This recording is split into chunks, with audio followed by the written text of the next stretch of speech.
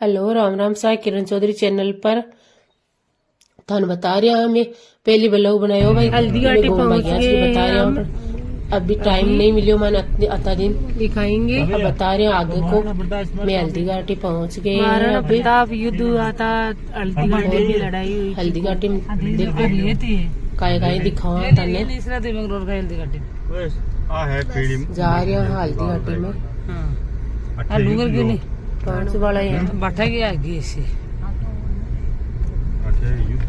बाठा बनी आ रही है हल्दी घाटी में वो जंगली जंगल है युद्ध हुआ था।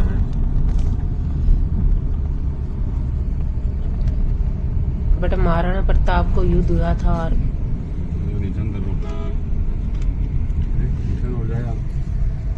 भाई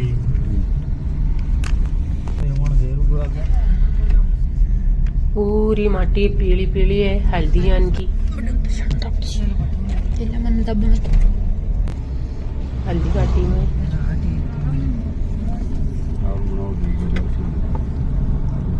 पहली मैं थान बता एक वीडियो लगायो बाद कमान में बता कौन पाई टाइम कौन मिलियो अब आगे देख जो फिर आगे में माउंट आबू भी थान बता से माउंट आबू भी घूमवा गया हल्दी घाटी के बाद में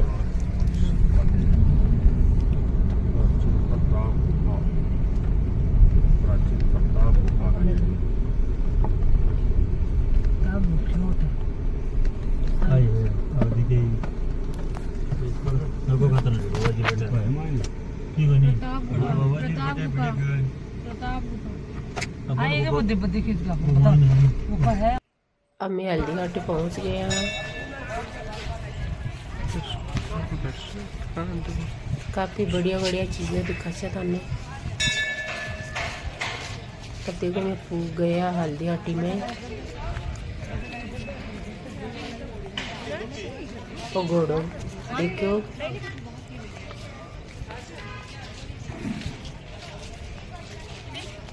और युद्ध महाराणा प्रताप ई घोड़ा पर बैठ रहा युद्ध कर पाया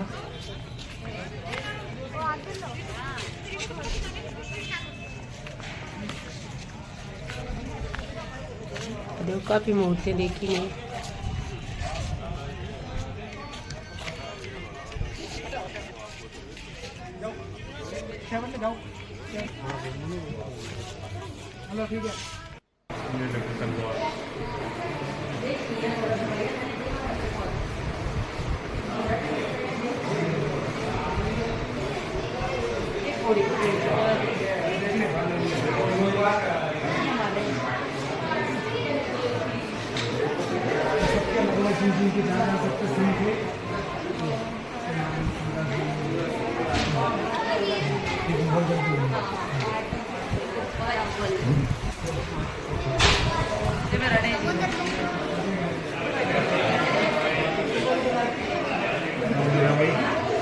पहले का युद्ध हुआ था वह मान लिया पत्ता सांतरा सजाया सारी वीडियो मेरा भाई के युद्ध हुआ अब जवान न जना उससे बतावे भाई ये बता रहा है आदमी बता रहा भाई सारी बता रहा है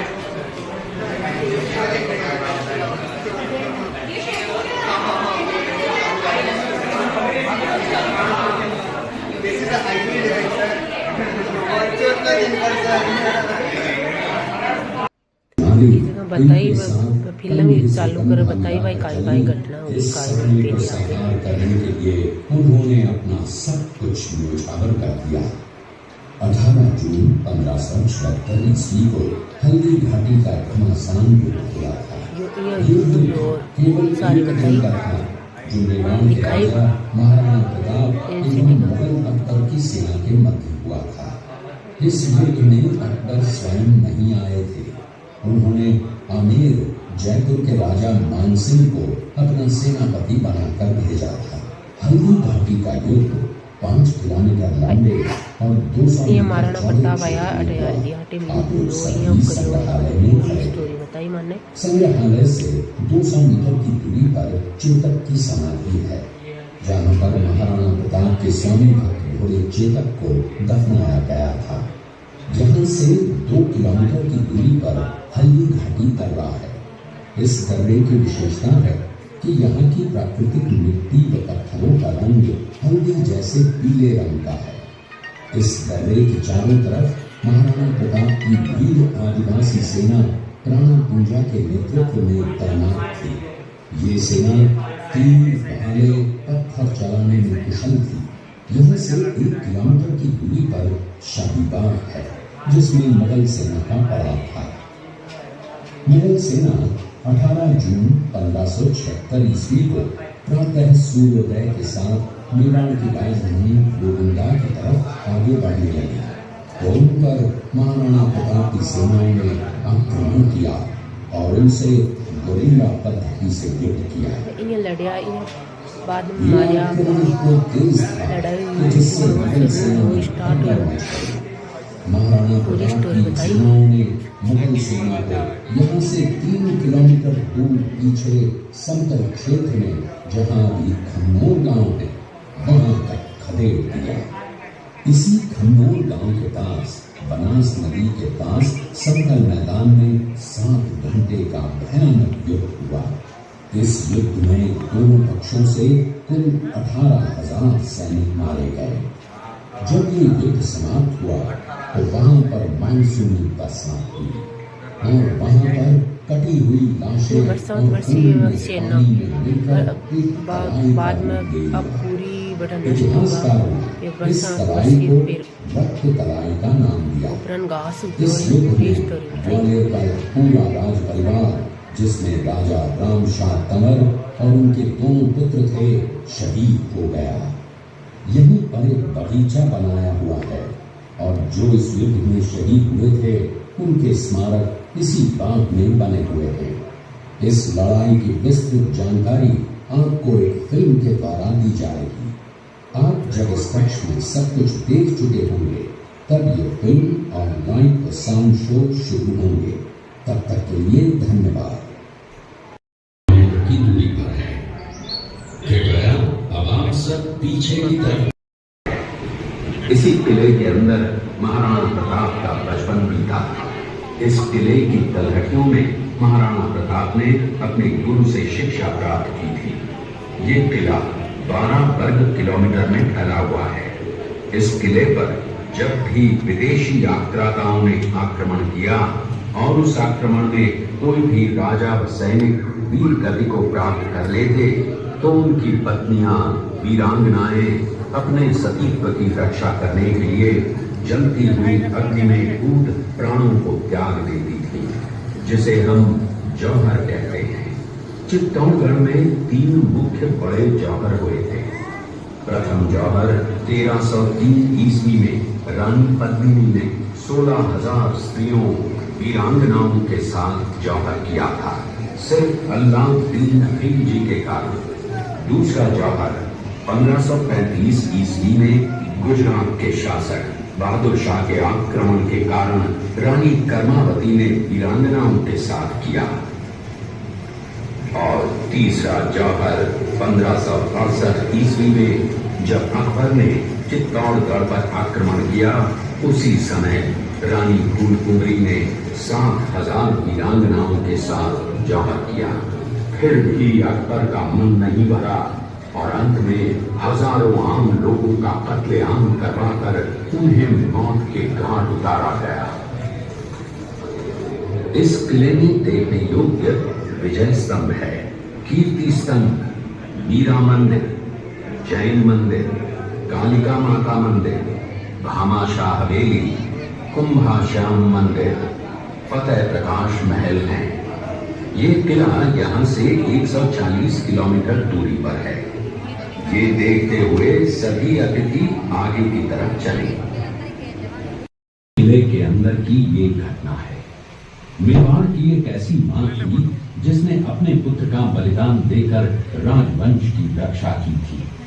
उस मां का नाम पन्नाधाय था।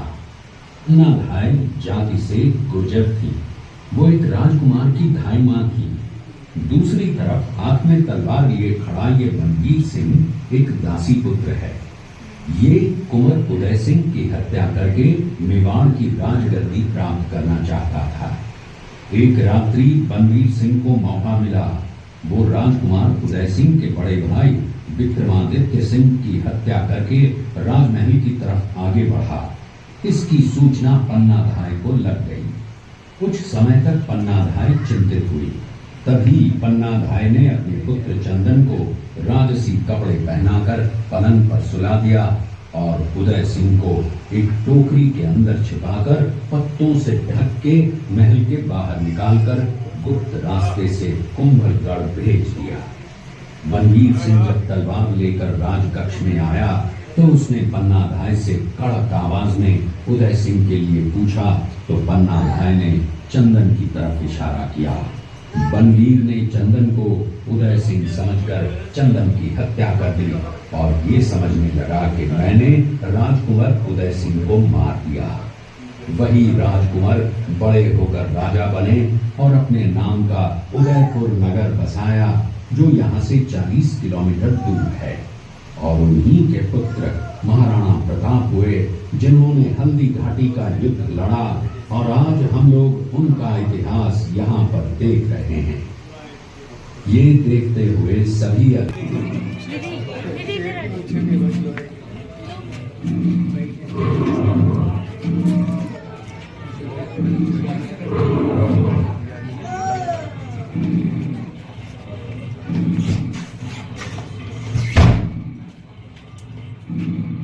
ये घटना महाराणा प्रताप की वीरता को दर्शाती है।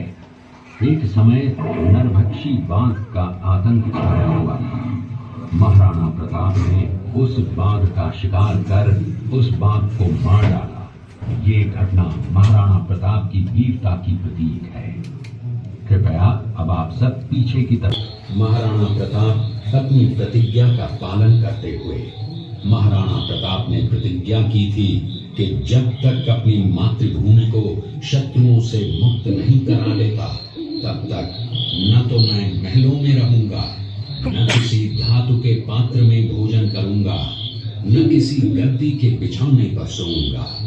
पत्ते ही भोजन के पात्र होंगे, जमीन ही बिछौना होगा। इस प्रतिज्ञा का पालन उन्होंने 21 वर्षों तक जंगलों में रहकर किया।